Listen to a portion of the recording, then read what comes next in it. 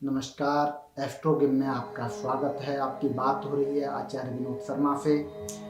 आज हम पुनः उपस्थित हुए हैं आपके बीच एक नए विषय को लेकर। ज्योतिष में हम या किसी ब्राह्मण के पास या ज्योतिर्विद के बाद देवज्ञ के पास जब उपस्थित होते हैं तो अक्सर हमें सुनने में मिलता है कि हमारी कुंडली में पितृदोष है या काल सर्प दोष है। इस तरीके के दोषों से हम बहुत अनभिज्ञ होते हैं। हमारे मन में बड़ी चिंता होती है कि पितृदोष है, हमारे घर में माता पिता जीवित हैं, फिर हमें पितृदोष कैसे लग गया, या हमारे माता पिता नहीं हैं तो भी हम इस पितृदोष का निर्माण कैसे करें या इसका निवारण कैसे करें। इन सारी परेशानियों से जब हम विज्ञ होते हैं और जब हमें इनका पता चलता है कि हमारे जीवन में आ रही अनेक अनजानी परेशानियों के बीच यह एक बहुत महत्वपूर्ण कारक है, तब हम मौन रह जाते हैं और फिर हम उसको समाधान के लिए कई जगह प्रयासरत होते हैं, कई आचार्यों के पास जाते हैं, कई अनुष्ठान केंद्रों में जाते हैं। पुनः हमें यही लगता है कि साहब ये दोष का समापन नहीं हुआ।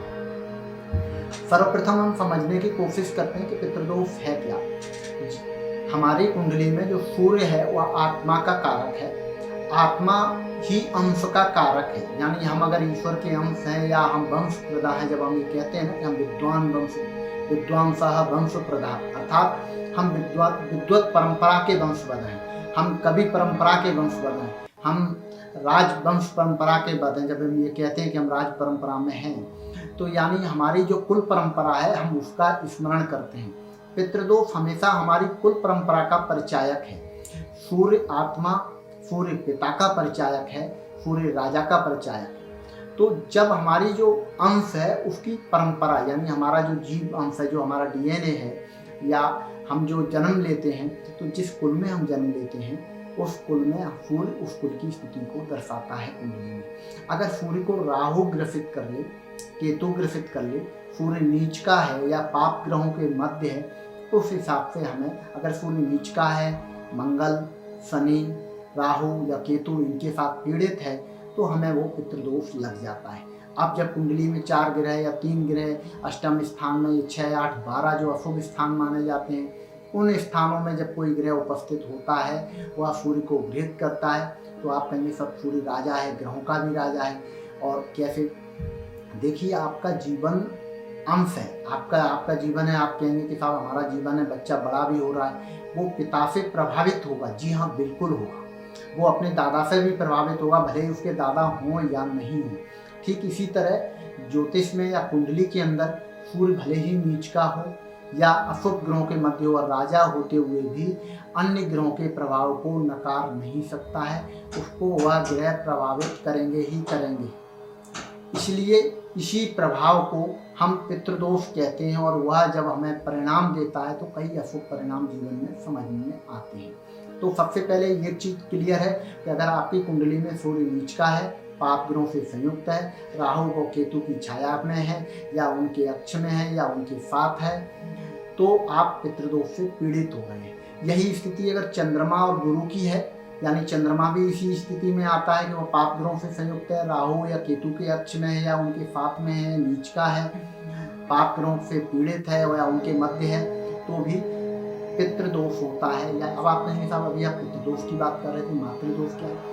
पितरों में जिस तरीके से हम अपनी पुरुष को पितृ कह लेते हैं, जबकि पितरों में हमारा पूर्ण कुल परंपरा आती है। पितरों में हमारे कुलगुरु भी आते हैं, पितरों में हमारे माता भी आते हैं, पितरों में हमारे नाना नानी भी आते हैं, पितरों में हमारा ससुराल पक्ष भी आता है। यानी हमारी डीएनए से रिलेटेड, हमारी वंश परंपरा से संबंधित सभी लोगों का स्मरण अगर हम करते हैं तो वह पितृदोष में आता है।